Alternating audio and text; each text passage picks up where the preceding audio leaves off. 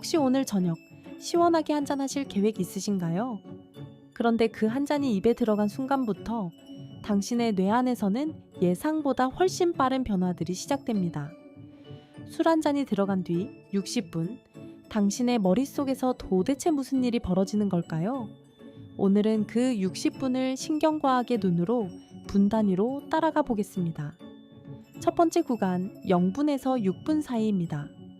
술이 위와 소장에서 흡수되어 혈관을 타고 뇌에 도달하기까지 연구에 따르면 평균적으로 약 6분 정도가 걸린다고 알려져 있습니다.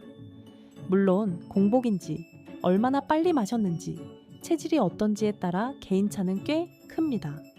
어쨌든 알코올이 뇌에 닿는 순간 가장 먼저 영향을 받는 곳은 전두엽입니다.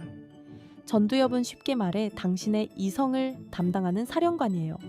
하지 말아야 할 말, 참아야 할 행동을 걸러주는 필터죠. 그런데 알코올은 이 필터의 작동을 살짝 늦춰버립니다. 그래서 한 잔만 마셔도 평소보다 말이 많아지고 농담이 과감해지는 겁니다. 술이 사람을 솔직하게 만든다는 말, 사실은 전두엽이 잠깐 휴식 중이라는 뜻이에요. 두 번째 구간, 약 20분이 지나면 알코올은 소뇌 쪽으로 영향을 확장합니다. 소뇌는 우리 몸의 균형과 정밀한 움직임을 담당하는 곳이에요. 그래서 이 시점부터 손끝의 미세한 떨림, 발걸음의 어긋남이 슬며시 시작됩니다.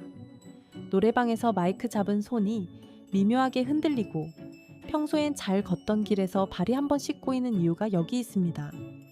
본인은 멀쩡하다고 느끼지만 뇌의 정밀 조정 장치는 이미 한 박자 느려진 상태인 거죠. 세 번째 구간, 40분쯤 되면 해마가 영향권에 들어옵니다. 해마는 새로운 기억을 저장하는 장치예요. 알코올 농도가 일정 수준을 넘어가면 해마의 기록 기능이 흐릿해지기 시작합니다. 다음 날 아침, 분명 친구와 깊은 대화를 나눈 것 같은데 무슨 얘기였는지 기억이 안 나는 그 현상. 일명 필름이 끊긴다고 부르는 블랙아웃의 출발점이 바로 여기예요.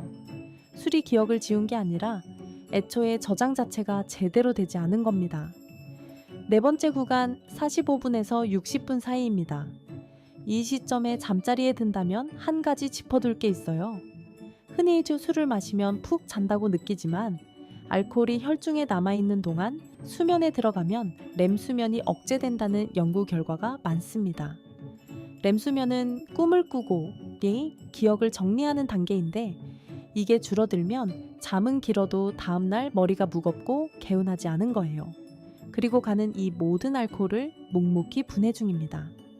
일반적으로 시간당 약 7에서 10g 정도를 처리한다고 알려져 있지만 이것 역시 사람마다 차이가 큽니다.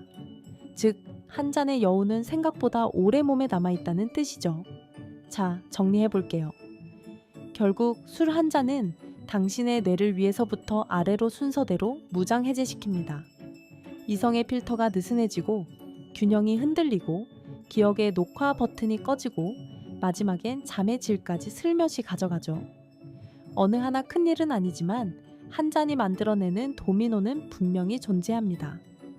오늘 알게 된 것들이 앞으로 더 현명한 선택에 작은 도움이 되길 바랍니다. 이런 우리 몸과 뇌의 숨은 이야기가 흥미로우셨다면 구독과 좋아요로 다음 영상에서 또 만나요.